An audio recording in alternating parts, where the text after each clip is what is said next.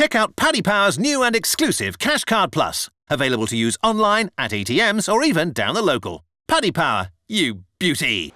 Hello Postcasters and welcome to our look ahead to day 2 of the Royal Meeting with myself, Lee Mottershead, and my esteemed Racing Post colleagues Tony O'Hare and David Baxter, and from our sponsors Paddy Power, Mr Paul Binfield. Well, day 2 is of course when you play up your winnings from day 1, and here to help you do that, the esteemed panel will start with the Jersey Stakes, which begins the second afternoon of Royal Ascot. Looks a really solid Jersey Stakes with Le Brevido, the French 2000 guinea second, vying for favouritism with Godolphin's Dream Castle. Josephine Gordon rides that one. De Barn, a leading contender too. Paul, how are you pricing it up?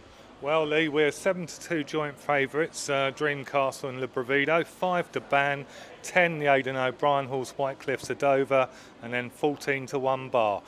Can I just add, we are, it's one of our specials, we're giving a free bet if your horse finishes 2nd, 3rd or 4th to the SP favourite, and we're 4 places each way. Well, that is extremely generous of you. I do note that you're wearing a badge for Longines Irish Champions Weekend. You are aware that this is not Longines Irish Champions Weekend? I'm aware of that, Lee, but as a huge supporter of Irish racing, and especially the Curragh, where we sponsor, we've got a marvellous betting facility that punters can enjoy in extreme comfort, no doubt, next weekend.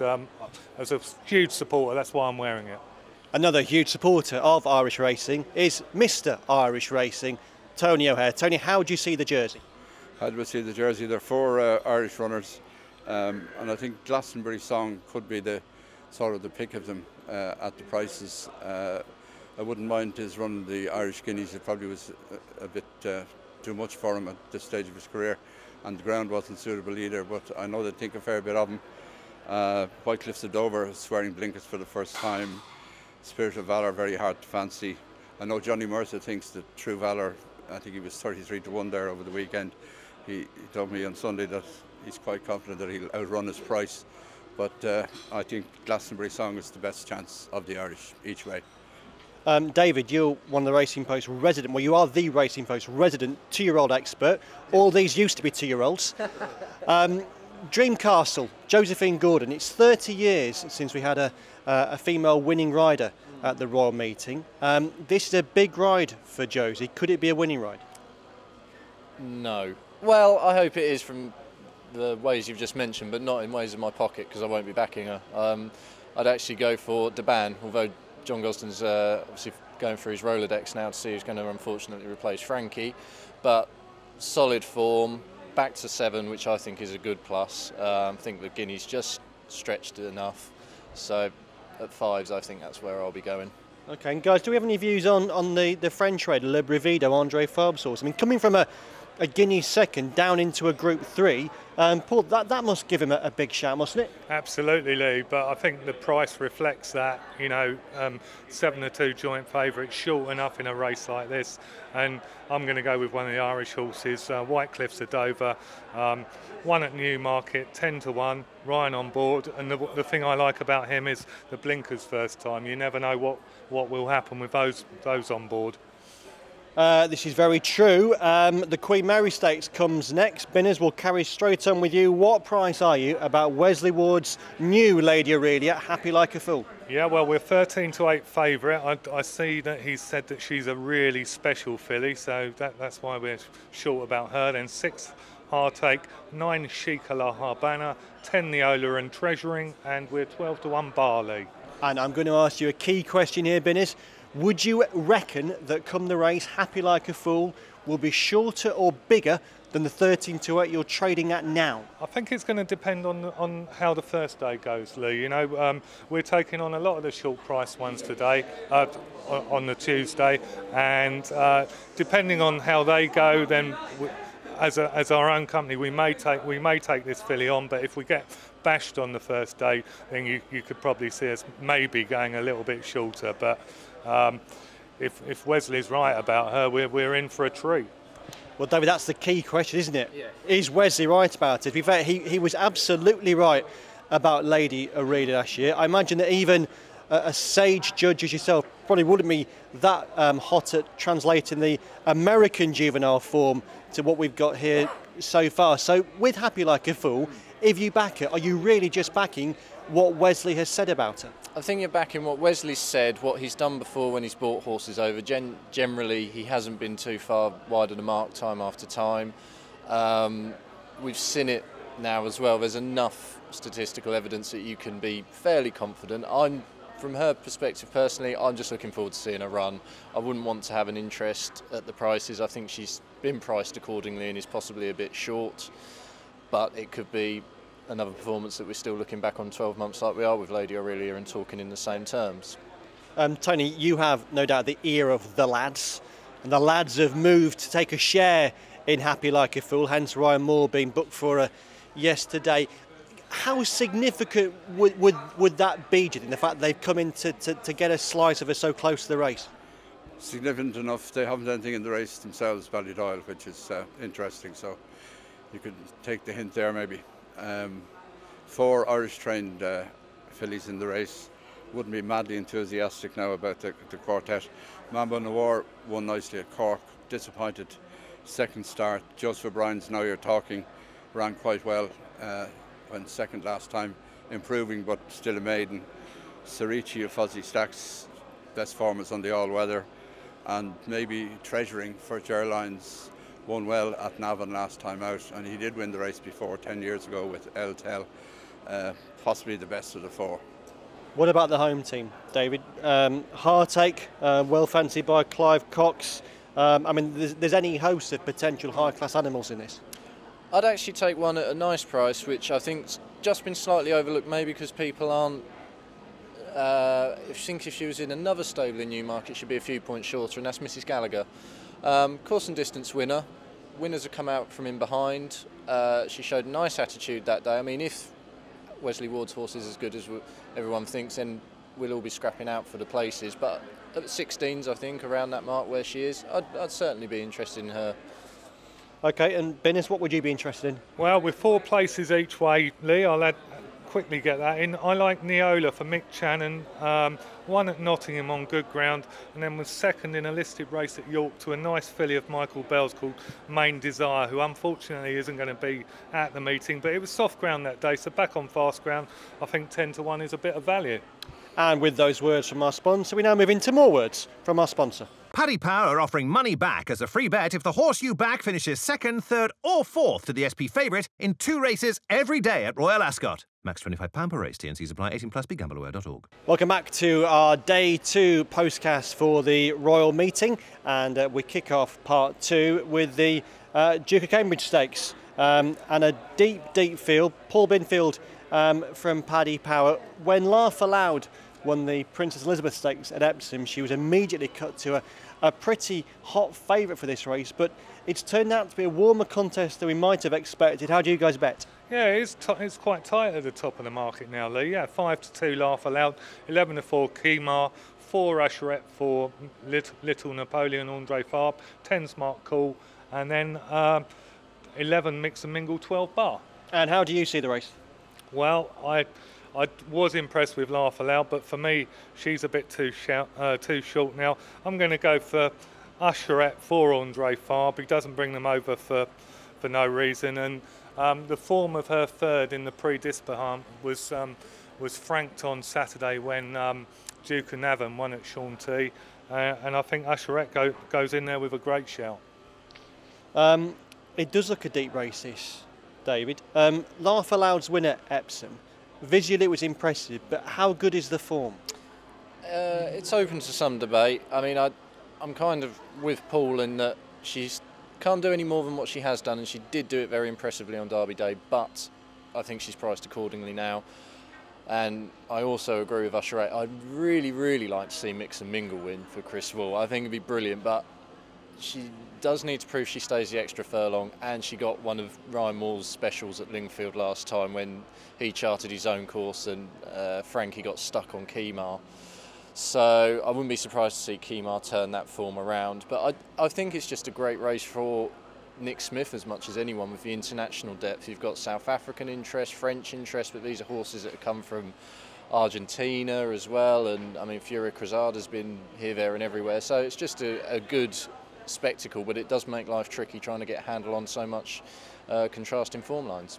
Yeah, it does indeed. Tony, 2 at Rocks for Jim Bolger. Would she be good enough to win this? I don't think so. I mean, she was a pretty smart 2-year-old. She didn't show anything at all last season. Her form this year has been okay. Wouldn't have liked the soft ground last time. Better conditions will suit. I could see her running a good race, maybe finishing the first 4, but to back her to win, take a bit of courage. Okay, so just summing up then our tips this race, Tony. Laugh aloud. Laugh aloud for Tony, for Mr. Baxter. Usherette. Usherette, and for Mr. Binfield. Usherette, and this is another one of our money back as a free bet if you're 2nd, 3rd or 4th to the SP favourite, Lee, like the Jersey Stakes. You deliver these plugs quite beautifully. I know. You can see why I've got the gig, really, Lee. Yeah, well, no. And actually, I don't often give tips because I'm not very good at it. But I do think smart call. The filly that Smarkle Stout's got from South Africa, she could be interesting. Run an eye-catching race in the Middleton Stakes at York. The feature race on day 2, and indeed the most valuable race at the whole of the Royal Meeting, is the Prince of Wales's Stakes. Perhaps this year lacking a standout star, but loads of very, very good horses who are vying for favouritism.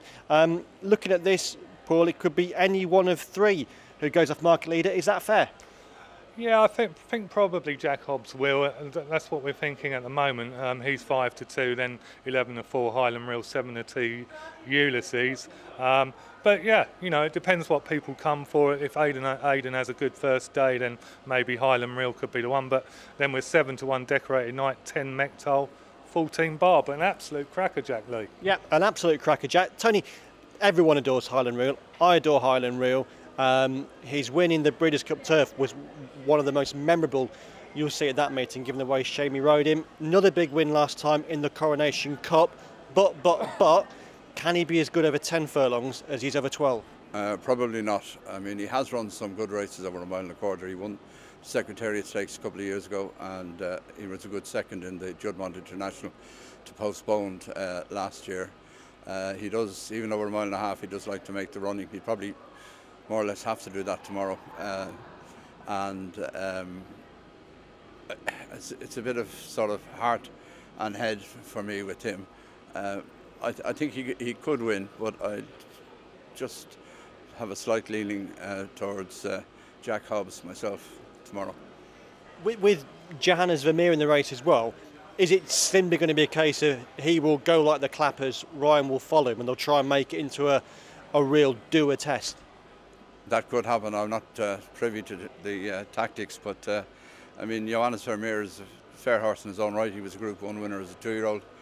He had problems and he only got to the track late last year. He's had 2 runs this year, which were okay, you know. I mean, he could well go off in front, but Highland Reel is not going to be far away from the lead, I'd say, all the way. And hopefully he'll battle it out as he usually does. But I just have a lot of respect for Jack Hobbs.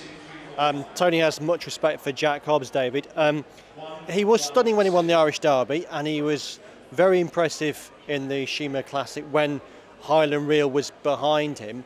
But he in the past he has had, if not maybe 2 ways of running, then he doesn't always reach that form. 2 defeats here in the Champion Stakes over that mile and a quarter. Again, would this be his best trip? Yeah, you can make the argument that he does prefer it over that bit further and just wind up and hit. I mean, you've got 2 real sort of iron horses, for want of a better word. They go everywhere, they take each other on. I'm a bit like Tony with the head and the heart. The head sort of suggests Jack, but I would really like Highland Reel to win again. I was so impressed at Epsom, given the travel delays they had, and to come off the plane, you could see he was warm, you could see he was a bit wound up, but it just didn't stop him. The way he kept finding down the camber there was something I'll remember for a little while. So I'd really like Highland Reel to win, and yeah, I think that's where I'll be heading. We'd all like Highland Reel to win, but Ulysses, we shouldn't forget him. He was my Derby winner last year, but unfortunately he didn't win the Derby. He did win at Sandown on his reappearance, but that was a Group 3, as was his Gordon Stakes success. he's a pretty short price horse for an animal who hasn't yet really proven himself in Group 1 company, say for his good run at the Breeders' Cup. Paul, would you be with or against Ulysses? No, I'm very much with Ulysses. I just think Jack Hobbs might be a better horse over a bit further, and possibly Highland Reel as well. Whereas Ulysses does look like a 10 furlong horse. Sir Michael keeps these older horses in training for a reason. Normally they're better than they've already won at, and I was impressed with him in the Gordon Richards at Sandown, and I really like Ulysses. I thought Queen's Trust could be interesting to win a big price as a Breeders' Cup winner for Stouty. Anyone like Queen's Trust or Mektal, another Group 1 winner, or indeed Decorated Knight, another Group 1 winner? Speak now or forever hold your peace. Forever hold my peace, Lee. Likewise. No. Well, that was good. And that ends part 2 of this Racing Post Postcast. Paddy Power are offering money back as a free bet if the horse you back finishes 2nd, 3rd or 4th to the SP favourite in 2 races every day at Royal Ascot. Max £25 per race. TNCs apply. 18+. BeGambleAware.org. Welcome back to the final part of our Day 2 preview of Royal Ascot with myself, Lee Mottershead, Tony O'Hare, David Baxter and Paul Binfield. And it is now time for race 5, the Royal Hunt Cup. Betting please, Binfield. Very difficult race, Lee. 6 places each way to give the punters a chance in this. We go 8-1 Elvip, 9 Banksy and Fastnet Tempest, 10 Abe Lincoln and George William, and 12-1 Bar. I should say here as well, I spoke to Luca Kamani about his 2 runners and asked him the crucial question, is it Elvip or LVIP? And he said the horse was named when they bought him and they call him Elvip because it's easier. Tony, the Royal Hunt Cup, your thoughts? Well, I'm the only one of the 4 of us that possibly remember the last Irish trained winner of this race, Continuation, for Seamus McGrath and Johnny Rowe in 1966. You don't remember that? Faintly, yes. But that's a long time ago. We only have 1 runner this time, El Val for David Marnane. Continuation was a 25-1 chance when he won. And El Val will probably be that price higher, and I wish him the best of luck. Hope he runs well, but I won't be backing him. The way you said I wish him the best of luck did rather suggest that you don't necessarily fancy him to win the race. David Baxter, the Hunt Cup, sort of race that you could probably solve in 5 minutes. Yes, I've got a great plan for it. Get your racing post, get the card, cut it out, put it on your dartboard, and then throw a few darts and see how many horses you pin. That's the only way I'm doing it, really. I mean, if I had to be pushed, I'd go right at the top, Tabarak, because I know he's a horse that the Hannons like. He tries his heart out every time. And I do think they think he is a horse that can win a pot like this, but I think for the best and most efficient way is just do some pin sticking. Well, the editor will no doubt love that analytical assessment of the race you've given there. Paul, you're not a pin in a dartboard sort of man, are you? Oh, never. I would never do that, Lee. Never. Well, if you want the winner, then it's got to be Bossy Guest then, number 11, I suppose, Lee, at 20-1 for Mick Channon and Sylvester de Souza. Runs well here, and ran a good race in the Victoria Cup. Wasn't far away, over 7 furlongs, doing his best work at the finish. So Bossy Guest will come through in the closing stages and take this race by a head. Okay. Would you like to know what I fancy? I would. Thank you. I like Fastnet Tempest. I thought the turn of foot he showed when he won the Victoria Cup in particular was extremely impressive. I'd probably rather he was running in the Wokingham than the Hunt Cup, but I would always place my faith in William Haggis. He thinks this is a race he can win. I think he can win. We didn't actually get... Do you have a fancy in this race at all, Tony? No, I don't really. Well, no. It is a very hard race, as Mr. Baxter explained with the dart. Before you do move on, we should make mention of Abe Lincoln, given that that's been spiralling, it seems. Do we have another Laddies Poker 2 situation? I mean, I would be inclined to, if you want to just have an interest, I probably would, because it does have the hallmarks of they've lined it up, so I wouldn't put anyone off. Okay. On a scale of 1 to 10, Paul, how painful would Abe Lincoln be for Paddy Power? Probably about 6, Lee, I would say. Okay. Does that sort of equate to quite a bad headache? Yeah, quite a bad headache. 10-1, short enough.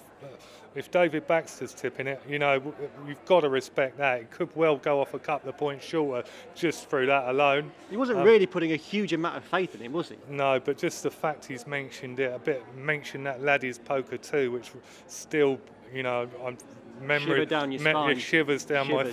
There was no turkey on the table that Christmas, Lee, after Laddie's. But yeah, no, Abe Lincoln would be a bad enough result, but. You know, we've got a few in the field running for us, I would say. Zillions, I'd say. We end with the Sandringham handicap over the Hunt Cup course and distance, but for 3-year-old fillies, Paul Benfield, the price is 5 places each way, Lee, and we go 7 Gymnast, 9 Conte Partiro on her toes, 10 Really Special like Q, 12 Rain Goddess, Grecian like Queen of Time, and 14 Bar. That was really sweet of you. Thank you. I saw myself more as a happy like a fool type man, really, but I will take your kind words. Do you have a tip in the Sandringham?